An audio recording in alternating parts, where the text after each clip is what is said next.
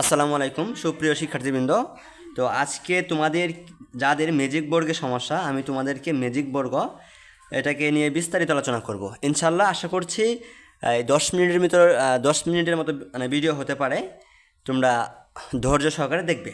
তো দেখো, এই ম্যাজিক বর্গ হচ্ছে আমাদের অষ্টম শ্রেণী যারা আছো তোমরা, তোমাদের জন্য লাগে।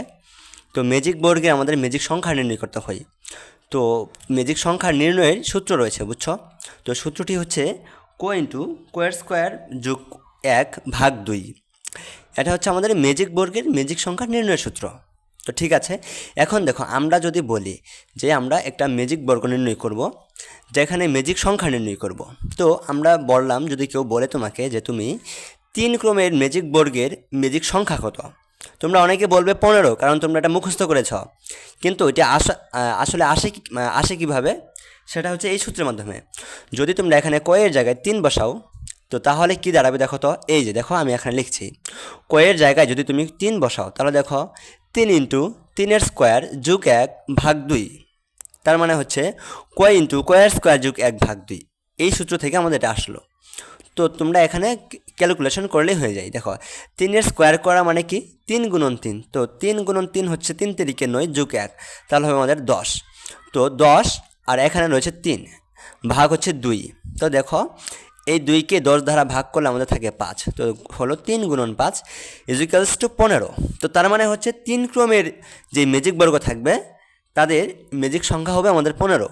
এখন যদি তোমাকে বলে কেউ যে তুমি 4 ক্রমের ম্যাজিক বর্গের ম্যাজিক সংখ্যা নির্ণয় করো, তখন তুমি কি করবা?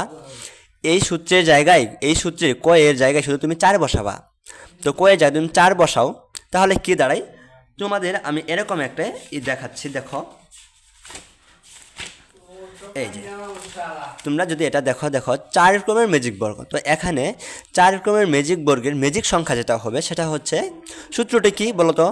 সূত্র হচ্ছে ম্যাজিক সংখ্যা নির্ণয়ের সূত্র q/2 যোগ 1/2। তো এখানে যেহেতু 4 ক্রমের ম্যাজিক সংখ্যা, সেহেতু ক এর জায়গায় 4 বসাইছি। তো 4 × 4² যোগ 1/2। তো এখানে দেখো, 4-এর স্কোয়ার করা মানে কি 4 × 4। তো 4 দুইবার গুণ করলে আসবে 16 যোগ 1 = 17। তো 4 × 17 ভাগ নিচে হবে 2। তো 2 দিয়ে এই 4কে ভাগ করলে থাকে 2, সেটা 2 × 17। তো 2 × 17 = 34। তার মানে হচ্ছে 4 ক্রমের ম্যাজিক বর্গের ম্যাজিক সংখ্যা হবে আমাদের 34। তো এখন তোমাদের আমি আরেকটা দেখাই, সেটা হচ্ছে, যদি কেউ তোমাকে বলে যে 5 ক্রমের ম্যাজিক বর্গের ম্যাজিক সংখ্যা কত হবে, ওই সূত্র একই, যে 5 ক্রমের ম্যাজিক বর্গের ম্যাজিক সংখ্যা হবে 5 × 5² যোগ 1/2। তার মানে q/2 যোগ 1/2। তো এই নিয়মে তুমি দেখো যে 5-এর স্কোয়ার করলে 5 × 5। তো 5 গুণ করলে আসবে আমাদের 25 যোগ 1। তো 25 আর 1 যোগ করলে হবে 26। তো এখন দেখো, 5 × 26 ভাগ 2। তো এখানে 5 × 2 ভাগ 26 করলে আসে আমাদের 13। এই যে 13 লিখছি। তাহলে 5 × 13, তুমি 5 × 13 করলে পাবে 65। আমি আশা করছি তোমরা এখন যে কোনো ম্যাজিক বর্গের ম্যাজিক সংখ্যা নির্ণয় করতে বললে তোমরা ইনশাল্লাহ পারবে। তো এখন তোমাদেরকে আমি যেটা বলবো, আসলে যদি তোমাদের পরীক্ষায় আসে যে ম্যাজিক বর্গ নির্ণয় করো, তোমাকে কেউ বললো যে 3/3 ক্রমের ম্যাজিক বর্গটি নির্ণয় করো, তো তুমি এটাকে কীভাবে করবে? তো দেখো, আমরা 2টা প্রসেসে এটাকে করব। তো 1 নাম্বার প্রসেস যেটা, সেটা যদি আমি তোমাদেরকে বলি, তো তাহলে তোমরা দেখতে পাবে এখানে, দেখো যে এখানে তোমরা এই 3 ক্রমের ম্যাজিক বর্গের ক্ষেত্রে আমি দেখো কি লিখছে এখানে, 3 × 3 ক্রমের ম্যাজিক বর্গ। তার মানে এটাকে আমাদের পড়তে হয় কীভাবে জানো? যে 3/3 ক্রমের ম্যাজিক বর্গ। এখানে গুণ মানে আমরা পড়ি বাই। তো কেন পড়ি? তো সেটা দেখো, এই যে এটা হচ্ছে সারি, এগুলোকে বলে সারি, আর উপর থেকে নিচের দিকে যেটা রয়েছে এগুলোকে বলে কলাম। তো এই দেখো, এই সারি বরাবর উপরে কিন্তু 3টা ঘর, 1টা 2টা 3টা। আবার এই কলাম বরাবর নিচে দেখো, নিচে কলাম বরাবর 3টা ঘর, 1টা 2টা 3টা। সেজন্য এই 3 এদিকেও 3, এদিকেও 3, এদিকেও 3, সেজন্য আমরা বলি 3/3 ক্রমের ম্যাজিক বর্গ। তো তার মানে এখানে মোট ঘর রয়েছে কয়টি দেখো তো? 9টি। এদিকে 3টি, এদিকে 3টি, তাহলে 3 × 3 করে আসে 9। তো তোমরা এটা যোগ করলেও হিসাব করো 9টি পাবে ঘর। এখন আমাদের এই ম্যাজিক বর্গ নির্ণয়ের জন্য যেটা করতে হয় সেটা হচ্ছে এই 9টি ঘরে 1 থেকে 9 পর্যন্ত বসাবে এবং প্রত্যেকটা ঘরে এমনভাবে এই সংখ্যাগুলিকে বসাবে যেন প্রতি লাইনের 3টা করে ঘর যোগ করলে তোমার 15 আসে, কারণ 3 ক্রমের ম্যাজিক বর্গের ম্যাজিক সংখ্যা কত? 15। আবার এই বরাবর 3টা ঘর যদি তুমি যোগ করো তাও তোমাকে 15 পেতে হবে। আবার যদি তুমি কর্ণ বরাবর, কর্ণ তো বুঝো, এই কানি বরাবর কর্ণ, এটা হচ্ছে কর্ণ বরাবর 3টা ঘর, দেখো এই 1টা 2টা 3টা, এই 3টা ঘরকে যোগ করলো তুমি 15 পাবে। আবার এই কর্ণ বরাবর 3টা ঘরকে যোগ করলো 15 পাবে, যেমন 1টা 2টা 3টা। তো এখন দেখো আমরা দেখব যোগ করবো, যোগ কীভাবে আমরা 15 পাই সেটা দেখো। প্রথমে উপরের যে মধ্যখান ঘর, এই ঘরটিতে তোমরা প্রথম সংখ্যা বসাবে, 1 লিখবে। তারপরে কি করবে জানো, এই কর্ণ বরাবর তুমি একটা দাড়ি দিবে, বুঝো। দাড়ি দিলে তুমি দেখো তুমি কিন্তু এই ঘরগুলোর বাইরে চলে আসছো। তো বাইরে চলে আসলে তখন তুমি একটা তীর চিহ্ন আঁকাবে এইভাবে, একটা দিবে বাম দিক বরাবর আর একটা দিবে নিচ বরাবর, দেখো 2টা তীর আট করলে। তো দেখো এই বাম দিক বরাবর কি কোনো ঘর আছে উপরে? নাই, কোনো ফাঁকা ঘর নেই, উপরে তো ঘরই নেই, ফাঁকা ঘর কোথায় পেলা? আর নিচ দিকে দেখো তো নিচ বরাবর কিন্তু একটা সারিতে এই কলামে ঘর রয়েছে, এবং আমাদের নিয়ম হলো যে এই নিচ বরাবর সর্বলাস্টের ঘরে 1-এর পরবর্তী সংখ্যা বসাবে। তুমি এখানে 1 বসাইছ, সেজন্য পরবর্তী সংখ্যা 2 এই ঘরটিতে তুমি বসালে। এখন দেখো কাজটা কি, তোমার 2 বসানো শেষ। এখন তুমি আবার এই কর্ণ বরাবর একটা দাড়ি দিবে। তুমি দেখতে পাচ্ছ যে আমরা এই বর্গের বাইরে চলে আসছি। তো বাইরে চলে আসলে তোমাকে একটা কাজ করে সেটা হচ্ছে যে তুমি তীর চিহ্ন আঁকাবে, একটা এদিকে আর একটা এদিকে। দেখো তো এই নিচের দিকে যেটা আছে এই দিকে কি কোনো ফাঁকা ঘর রয়েছে? ঘর নাই, তো এটা তো বাহির, তো বাহিরে কোনো ঘর নাই। কিন্তু এই তীর বরাবর দেখো তো ঘর রয়েছে না, এই যে এই সারি বরাবর, হ্যাঁ ঘর রয়েছে। এবং আমরা তাহলে সর্বশেষ ঘরটিতে 2-এর পরবর্তী সংখ্যা বসাবো, যেটা হবে 3, বুঝছ? এখন কি করবে, এখন আবার তুমি এই কর্ণ বরাবর দাগ দিবে। তো দাগ দিয়ে দেখো আমরা বরাবর আসলে একটা ঘর পাইলাম, কিন্তু ঘরটা কিন্তু খালি নেই, এটা ফিল আপ। কী ধারা? 1 ধারা। তো ফিল আপ থাকলে তো সেই ঘরে আর বসানো যাবে না। তো সেই ক্ষেত্রে আমাদের এই ঘরের নিচে আসতে হবে। যদি এমন হয় যে কোনো একটা ঘর পাও, ওটা যদি ফিল আপ থাকে তাহলে এই ঘরের নিচে আসবে। তো 3-এর পরবর্তী সংখ্যা 4। ওকে, তো আমরা আবার কর্ণ বরাবর দাগ দেবো। আমরা আর একটা ঘর পাইলাম এবং যেটা ফাঁকা, তো ফাঁকা ঘর পাইলে আমরা পরবর্তী সংখ্যা বসাই দেবো, যেটা 5। আমরা আবার কর্ণ বরাবর দাগ দেবো। আমরা আরেকটা ঘর পাইলাম ফাঁকা, তো ফাঁকা ঘরে আমরা পরবর্তী সংখ্যা বসাই দেবো, 5-এর পরবর্তী সংখ্যা 6, বুঝছ? তো এখন আমরা আবার কর্ণ বরাবর যাব। দেখো এবার কর্ণ বরাবর দাগ দিলে আমরা চলে আসলাম বাহিরে। তো বাহিরে তো কোনো ঘর নাই, তো কোনো ঘর না পাইলে আমরা কি করব, এইভাবে তীর চিহ্ন আঁকাবো, বুঝছ? একটা বাম দিক দিলাম আর একটা নিচ বরাবর। দেখো বাম দিকে উপরে কি কোনো ফাঁকা ঘর রয়েছে? নাই, ঘরই তো নাই উপরে। কিন্তু নিচে কি আছে দেখো তো, নিচেও তো নাই, দেখো তো নিচে আছে? নাই। যদি এরকম হয়ে যায় যে বাম দিকেও না থাকে নিচেও না থাকে, তাহলে এই সংখ্যার এই ঘরের নিচের ঘরে আমরা পরবর্তী সংখ্যা বসাবো, যেটা হবে 7, বুঝছো? এখন আমরা আবার কর্ণ বরাবর যাব। তো গিয়ে দেখলাম আমরা আবার বাইরে চলে আসছি। তো এমন হলে আমরা কি করব, আবার তীর আঁকাবো, এইভাবে একটা, এইভাবে একটা। দেখো এই তীরের এই নিচ বরাবর কি কোনো ফাঁকা ঘর রয়েছে? নাই তো, দেখো তো এইদিকে নাই তো। কিন্তু এই বাম দিকে যেটা, এই ঘরটা খালি রয়েছে, বাম দিক বরাবর ঘর, এবং এই ঘরের লাস্টে ঘরে আমরা 7-এর পরবর্তী সংখ্যা 8 বসাবো। ঠিক আছে, তো এখন আমরা কি করব, আবার কর্ণ বরাবর দাগ দেব।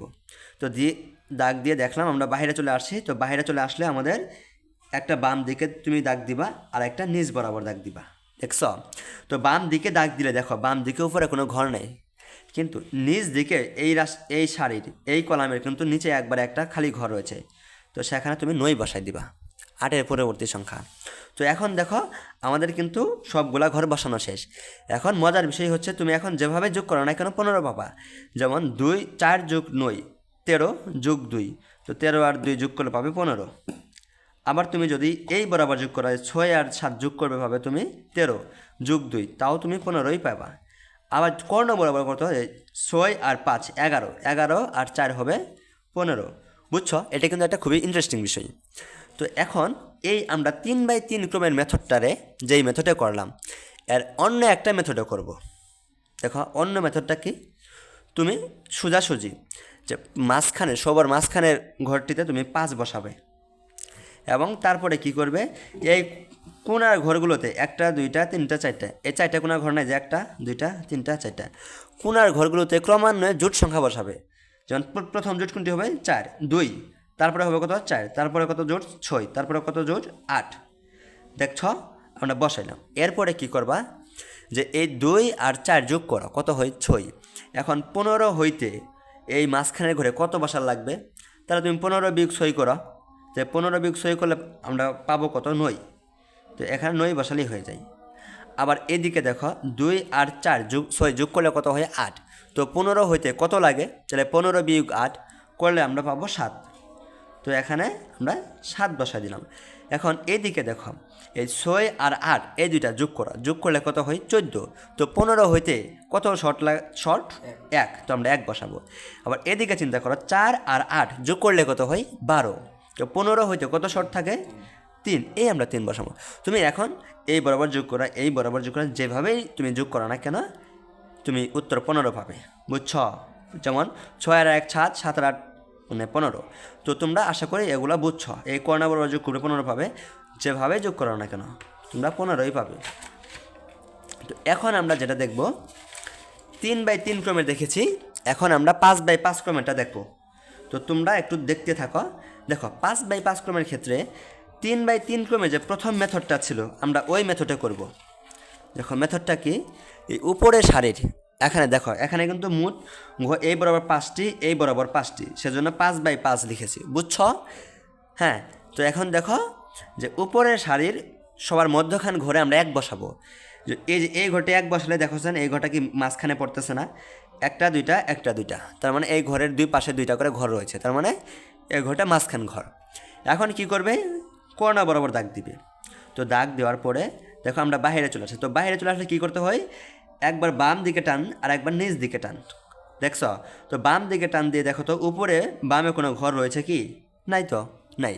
তাহলে এই নিচ বরাবর যে ঘর রয়েছে একটা কলাম রয়েছে, এই কলামের সর্বশেষ ঘরটিতে আমরা 1-এর পরবর্তী সংখ্যা যা 2 লিখব, বুঝছি। আমরা আবার কর্ণা বরাবর টান দেব, দাগ দেব, এবং আমরা একটা ফাঁকা ঘর পাইলাম। তো ফাঁকা ঘর পাইলে পরবর্তী সংখ্যা বসাবো যেটা 3। আমরা আবার কর্ণা বরাবর দাগ দেব। এখন আমরা বাইরে চলে আসলাম। তো এখন আমাদের কি করতে হবে, যে একবার এই দিকে বাম দিকে টান আর একবার নিচ দিকে টান দিতে হবে, এই তীর আঁকলাম। তা আকারে দেখো নিচ বরাবর কোনো ঘর ফাঁকা নেই, কিন্তু বাম দিক বরাবর এই শাড়ির একটা ঘর, প্রত্যেকটা ঘরই ফাঁকা। তো কোন ঘরে বসাবো আমরা, আমরা শাড়ির সর্ব লাস্টে ঘরে পরবর্তী সংখ্যা বসাবো যেটা হবে 4। আমরা আবার কর্ণা বরাবর টান দেব। তো কর্ণা বরাবর গেলে আমরা একটা ফাঁকা ঘর পাই, সেখানে পরবর্তী সংখ্যা 5 বসাবো। আমরা আবার কর্ণা বরাবর যাব, কিন্তু সেখানে একটা ঘর রয়েছে এবং সেটা ফিল আপ, বুঝছো। তো সেই ক্ষেত্রে আমরা কী করবো, যে এই ঘরটি যেটা এই ঘরের নিচের ঘরে আমরা পরবর্তী সংখ্যা বসাবো যেটা 6। আমরা আবার কর্ণা বরাবর যাব। তো এখানে আসলে আমরা পরবর্তী ফাঁকা ঘর পাইছি, তো 7 বসাবো। আবার কর্ণা বরাবর যাব, ফাঁকা ঘর আছে, তো 8 বসাবো। আবার কর্ণা বরাবর যাব, আমরা বাইরে চলে আসলাম। তো বাইরে যাওয়ার পরে আমাদের কি করতে হয়, একবার বাম দিকে টান দেব আর একবার নিচ বরাবর টান দেব। তো বাম দিকে টান দিলে মানে কি উপরের সারিতে কোনো ঘর আছে, ঘর নাই। তাহলে আমাদের নিচ বরাবর দেখি, এই নিচ বরাবর এই কলামের সর্ব লাস্টে বসাতে হবে ঘর। সর্ব লাস্টের ঘরে আমাদের 8-এর পরবর্তী সংখ্যা 9 বসাতে হবে। এখন তোমরা আবার বলিও না ভাই প্রথম ঘড়ি তো ফাঁকা বা 2 নম্বর ঘর তো ফাঁকা, এগুলাতে বসানো যাবে না। এটাই রুলস, এটাই নিয়ম যে সবার লাস্টে ঘরে। এরপর আমরা আবার কর্ণা বরাবর যাব, আমরা বাইরে চলে আসলাম। তো বাইরে আসলে কি করতে হয়, একবার বাম দিকে টান আর একবার নিচ বরাবর টান। তো নিচ দিকে টান দিলে আমরা কোনো ফাঁকা ঘর পাই না। তো সেজন্য আমাদের কি করতে হবে, যে বাম দিক বরাবর যেই শাড়িটি রয়েছে এই শাড়ি সবার লাস্টে ঘরে আমরা 10 বসাবো, এই যেটা 10। এরপর আমরা আবার কর্ণা বরাবর যাবো, একটা ঘর রয়েছে। তো ঘর পাইলে কি করি, এই ঘরের নিচের ঘরে আমরা পরবর্তী সংখ্যা বসাই। আমরা আবার কর্ণা বরাবর যাবো, ফাঁকা ঘর, তো 12। আবার কর্ণা বরাবর ফাঁকা ঘর, তো 13। হ্যাঁ, আমরা আবার কর্ণা বরাবর যাব, গেলে আমরা ফাঁকা ঘর পাইলাম, তো এখানে বসাবো 14। আবার কর্ণা বরাবর ফাঁকা ঘর, তো বসাবো 15। এখন দেখো আমরা আবার যদি কর্ণা বরাবর যাই, দেখো কর্ণা বরাবর আসলাম, এখানে কিন্তু ফাঁকা ঘর নেই, আমরা বাইরে চলে আসছি। তো বাইরে তো কোনো ঘর নাই। তো এখন কি করব, যে একবার বাম দিকে টান আর একবার ডান দিকে টান, মানে নিচ বরাবর টান, একবার বাম দিকে আর একবার নিচ বরাবর। তো বাম দিকে উপরে কোনো ফাঁকা ঘর নেই, কোনো ঘরই নেই। তো উপরে কোনো ঘর আছে নেই, কিন্তু নিচ বরাবর আছে ঘর রয়েছে, দেখো তো নাই, নিচেও তো কোনো ঘর নেই। তো সেই ক্ষেত্রে আমরা কি করি, এই ঘরের নিচের ঘরে আমরা পরবর্তী সংখ্যা লিখি যেটা 16, বুঝছো। তো এখন আমরা আবার কর্ণা বরাবর দাগ দিব, আমরা বাইরে চলে আসছি। এখন আমাদের কাজ একবার বাম দিকেরও তীর দেবো আর একবার ডান দিকে, সরি নিচের দিকে। তো দেখো নিচের দিকে কোনো ঘর ফাঁকা নেই, কোনো ঘরই নাই, কিন্তু বাম দিক বরাবর এই লাইনে বামে কিন্তু একটা ঘর সারি রয়েছে, ওই সারির সবার লাস্টে ঘরটা খালি। তো 16 পরবর্তী সংখ্যা আমরা 17 এই ঘরে বসাই দিব। বুঝছ? আমি আশা করছি এখন তোমরাই পারবে এগুলা। আমরা আবার কর্ণ বরাবর যাব, কর্ণ বরাবর গিয়ে দেখতেছি যে আমরা বাইরে চলে আসছি। তো বাইরে চলে আসলে আমাদের ঘর নাই, তখন একবার বাম দিকে টান দেবো আর একবার নিচ বরাবর টান। দেখো বাম দিকে উপরে কোনো ঘর নেই, ঘর আছে নাই, কিন্তু নিচ বরাবর কিন্তু ঘর রয়েছে। দেখো এই কলামের সবার লাস্টে ঘর খালি, 17 পরবর্তী ঘর হবে কত? 18। আমরা আবার কর্ণ বরাবর যাব, এখানে খালি ঘর পাইছি, তো 18 পরবর্তী সংখ্যা 19 বসাবো। আবার কর্ণ বরাবর খালি ঘর, তো 20 বসাবো। এখন আবার কর্ণ বরাবর গিয়ে দেখি যে একটা ঘর আছে, কিন্তু ঘরটি ফিল আপ 16 ধারা।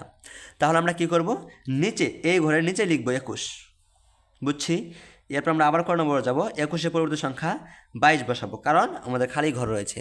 এখন আমরা আবার কর্ণ বরাবর যাব, আমরা কিন্তু অলরেডি এই বর্গের বাইরে চলে আসছি। তো বাইরে চলে আসলে কী করতে হয়? একবার এই বাম দিকে টান দিতে হয় আর একবার নিচ বরাবর। দেখো নিচের দিকে কোনো খালি ঘর নেই, কিন্তু বাম দিকে এই সারির একবারে লাস্টের ঘরটি খালি রয়েছে। দেখছো তোমরা? এই যে এই একবার লাস্টের ঘরটি। তো 22 পরবর্তী সংখ্যা 23, এটা আমরা এই ঘরে বসাবো। আমরা আবার কর্ণ বরাবর যাব, এখানে একটা ঘর খালি, তো আমরা 24 বসাবো। আমরা আবার কর্ণ বরাবর যাব, এখানে আমরা বাইরে চলে আসছি। তাহলে আমাদের কী করতে হবে? একবার বাম দিকে দাঁড়িয়ে দেওয়া লাগবে আর একবার নিচ বরাবর। দেখো বাম দিকে উপরে কোনো খালি ঘর নেই, দেখছো? নেই, কিন্তু নিচ বরাবর কিন্তু এই কলামের সবার লাস্টে ঘরটি খালি। তো আমরা 24 পরবর্তী সংখ্যা 25 এই ঘরে আমরা বসাই দিব। এখন দেখো এই এমন একটা বিষয় হচ্ছে, আমরা যা করলাম এতে কিন্তু মিলে গেছে আমাদের। তোমরা দেখো এই 11, 18, 25, 2 এবং 9 সবগুলো যদি তুমি যোগ করলে তুমি পাবে 65। কেন 65 পাবে? কারণ 5/5 ক্রমের ম্যাজিক বর্গের ম্যাজিক সংখ্যা হবে 65। এবং তুমি যদি কর্ণ বরাবর এই 11 + 12 + 13 + 14 + 15 সবগুলা যোগ করলে তুমি পাবে 65। বুঝছ? এই বরাবর 17 + 23 + 4 + 10 + 11 সবগুলা যোগ করলে তুমি যোগফল পাবে 65। বুঝছো? যখন দেখবে এই বরাবর কর্ণ বরাবর সবগুলা যোগ করলে 65 আসে, তখন তুমি বুঝবে তোমার ম্যাথটি হয়েছে। এবং আর একটা সহজ ট্রিক রয়েছে, তুমি 1 থেকে শুরু করছো। দেখো 1 থেকে কিন্তু আমরা শুরু করছি, এবং ওই 25 কিন্তু হয়েছে এই একের এই কলামে সবার লাস্টে। যদি দেখো তোমার বর্গক্ষেত্রটি 1 থেকে শুরু করছে এবং 25 এই একের নিচের সবার লাস্টে ঘুরে আসছে, তখন তুমি বুঝতে পারবে যে তোমার এই বর্গক্ষেত্রটি মানে হয়েছে। বুঝতে পারছো? তোমরা এখন এগুলো যোগ করলে তোমরা ইজিলি করতে পারবে। তো এখন দেখো আমরা 3 ক্রমের 5 ক্রমের দেখলাম, এখন আমরা আর একটা বাকি থাকে শুধু, সেটা হচ্ছে 4 ক্রমের। তো 4 ক্রমের যে ম্যাজিক বর্গের ম্যাজিক সংখ্যা 34, এটা কিন্তু তোমাদের আমি দেখিয়েছি। তো এখন শুধু কীভাবে 4 ক্রমের বর্গটা করতে হয় এটা আমরা তোমাদেরকে দেখাবো। এটা হচ্ছে দেখো এই যে 4/4, 4/4-এর আমি আর কিছু লিখলাম না, এটা হচ্ছে 4/4 ক্রমের ম্যাজিক বর্গের যেটা সেটা। তো এটা আমরা কিভাবে করব তুমি দেখো, খেয়াল করো। আমরা কি করি, তুমি যদি 1, 2 গুণ, দেখো প্রথমে আমি একটা কাজ করতে চাই, সেটা হচ্ছে এই কর্ণ বরাবর, কর্ণ তো বোঝো, কর্ণ হচ্ছে এইভাবে রাখবে, এই যে স্কেলটা রাখছি পেন্সিল, এটা হচ্ছে কর্ণ। আবার এই বরাবর এটা এরও একটা কর্ণ। তো একটা বর্গক্ষেত্রে 2টা কর্ণ থাকে, একটা হচ্ছে এইটা আর একটা হচ্ছে এইটা। তো কর্ণ বরাবর যে ঘরগুলা রয়েছে, এই ঘরের উপরে আমরা একটা দাগ দিয়ে দিলাম। এই যে দেখো আমরা একটা কর্ণ আর্ট করলাম, ঠিক আছে? আবার এই দিক বরাবর একটা কর্ণ বরাবর ঘরগুলো আমরা দাগ দিয়ে দেবো প্রথমে। হ্যাঁ, তো কর্ণ বরাবর ঘরগুলো, কর্ণ বরাবর কয়টা ঘর রয়েছে দেখো তো? 1টা, 2টা, 3টা, 4টা, 5টা, 6টা, 7টা, 8টা। এই 8টা ঘর হলো আমাদের কর্ণ বরাবর ঘর। এই কর্ণ বরাবর ঘরগুলো ছাড়া আমরা সবগুলো ঘরতে ভুক্তি বসাবো। তুমি দেখো এখানে মোটে 1 থেকে 16টি ঘর রয়েছে, মোটে 16টি ঘর রয়েছে। তো আমরা 1 থেকে 16 পর্যন্ত সংখ্যা বসাবো, কিন্তু কর্ণর যে ঘরগুলো রয়েছে, যেই ঘরগুলোতে দাঁড়িয়ে পড়েছে, সেই ঘরগুলো বাদে ওইগুলোতে আমরা পরে বসাবো। দেখো এই ঘর যদি আমরা 1 নম্বর ঘর ধরি, তাহলে এটা হবে 2, তো আমি 2 লিখলাম। আবার তাহলে এটা হবে 3, তো আমি 3 লিখব। এটা হবে 4, যেহেতু এটা কর্ণের ঘর সেহেতু আমি 4 এখন লিখব না। তো সেই হিসেবে এটা হবে 5, তো খালি ঘর, তো 5 লিখলাম। এটা হবে 6, এটা হবে 7, এটা হবে 8। দেখো 6 আর 7 লিখি নাই কেন? কারণ এটা কর্ণ বরাবর ঘর পড়ছে, যেই ঘরে দাঁড়িয়ে রয়েছে। 8-এর পরবর্তী ঘর হবে 9, কেন কেন নয় লিখলাম, কারণ এই ঘরটা কিন্তু পুরাটাই ফাঁকা, দেখছো কোনো দাঁড়িয়ে রয়েছে নাই, কারণ এটা কর্ণ বরাবর ঘর না। তারপরে হচ্ছে 10, 11, এটা হবে 12। এখানে দেখো এই দুইটা 10, 11 লিখি নাই কেন, কারণ এটা কর্ণ বরাবর ঘুরে পড়েছে এবং এই ঘরগুলোতে দাঁড়িয়ে রয়েছে। 12 পর্যন্ত সংখ্যা 13, 13 আমি লিখবো না, লিখবো 14, এটা 14, এটা হবে 15, হ্যাঁ এটা হবে 16, কিন্তু আমি 16 লিখবো না কেন, এটা কর্ণ বরাবর রয়েছে। এখন দেখো আমি কি করব, তোমরা একটা বিষয় খেয়াল করো তো, দেখো তো এখানের এই যে দেখো এই যে নিচের এই প্যাটার্নটা একটু খেয়াল করা, এটা খেয়াল করা, দেখো 1 থেকে 16 পর্যন্ত আমার লেখা আছে, কিন্তু এখানে এই যে এটা হচ্ছে 2 থেকে 3, এই 2 আর 3 কিন্তু আমরা লিখেছি এখানে। আবার দেখো 5 আর 9, 5 আর 9 কিন্তু লিখেছি। 8 আর 12, 8 আর 12 কিন্তু লিখেছি। 14 এবং 15, 14, 15 কিন্তু লিখেছি। তো লিখি নাই কোনগুলা, 1 লিখি নাই আর 16 লিখি নাই। তোমরা খেয়াল করো, 1 কি উপরে না, 16 কি একদম নিচে না, কিন্তু এটা মিলানোর জন্য তোমার কি করতে হয় জানো, তোমার করতে হয় এই উপরে ঘরটিতে এই মানে তোমাদের যদি আমি বলি এই নিচ থেকে আমি আবার কাউন্ট করে দেই তোমাদেরকে, তাহলে তোমরা বুঝবে সুন্দর। এই যেহেতু আমরা প্রথমবার 1 থেকে গুনে গুনে 15 পর্যন্ত আসছে এবং এটা 16 নম্বর ঘর, এখন আমরা এদিক থেকে গুনবো, বুঝো এটাকে আমি 1 নম্বর ঘর ধরবো, ধরা এটাকে আমরা 1 নম্বর ঘর ধরলাম, এটা 2 নম্বর হবে, তাহলে এটা 3 নম্বর হবে সেই হিসেবে, আর এটা হবে 4 নম্বর, তো এই ঘর আমরা 4 লিখলাম।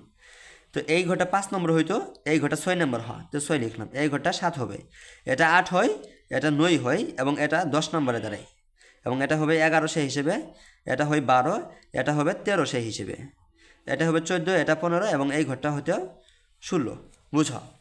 এখন কিন্তু আমাদের এটা ফুলফিল হইল কিভাবে, এখন তুমি এগুলো যদি যোগ করো, যে 4 যোগ 14 যোগ 15 যোগ 1 সবগুলা যোগ করে তুমি যোগফল পাবে কত জানো, 34। আবার 4 যোগ 9 যোগ 5 যোগ 16 সবগুলা যোগ করলে তুমি যোগফল পাবে 34। আবার যদি তুমি কর্ণ বরাবর যোগ করো, 4 যোগ 7 যোগ 10 যোগ 13 যোগফল পাবে 34। তার মানে তুমি যেইভাবে যোগ করো না কেন যোগফল তুমি 34 পাবে, বুঝতে পারছো।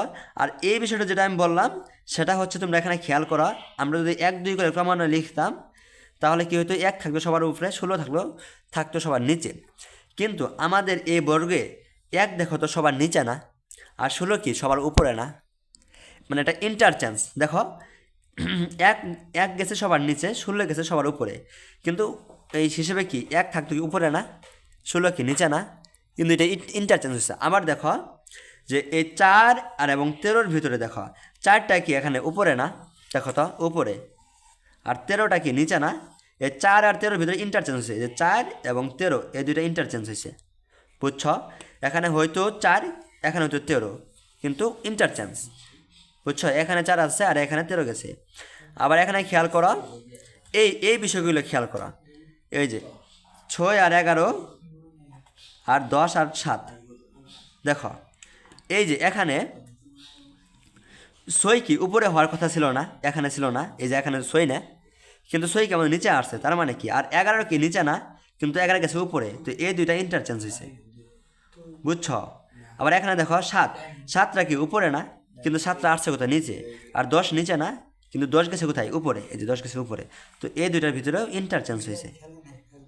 এইটুকুই পরিবর্তন, যে 1 আর 16-র ভিতরে ইন্টারচেঞ্জ হয়েছে, আর এই 11 আর 6-এর ভিতরে ইন্টারচেঞ্জ, 7 আর 10-এর ভিতরেও ইন্টারচেঞ্জ, এটাই। আর এখানে 4 আর 13-র ভিতরে ইন্টারচেঞ্জ মানে ধরো 13-র জায়গায় হয়তো 4, এই যে এখানে, আর 4-এর জায়গায় হয়তো 13, মানে এই আর কি। তোমরা আশা করি এই বিষয়টা বুঝতে পারছো। তো আজকের এই পর্বটি এই পর্যন্ত ইনশাল্লাহ।